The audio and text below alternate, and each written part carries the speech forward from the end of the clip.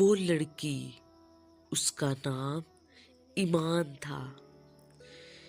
کسی کو اندازہ بھی نہیں تھا کہ وہ مسکراہٹ کے پیچھے کتنی تکلیف چھپا کر چل رہی ہے۔ رات کو نیند نہیں آتی تھی، دل میں عجیب بے چینی تھی۔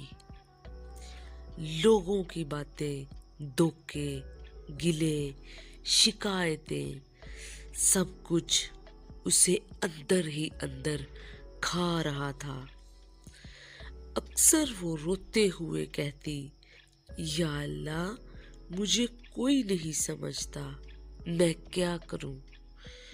اسے لگتا تھا شاید اس کی زندگی کبھی ٹھیک نہیں ہوگی۔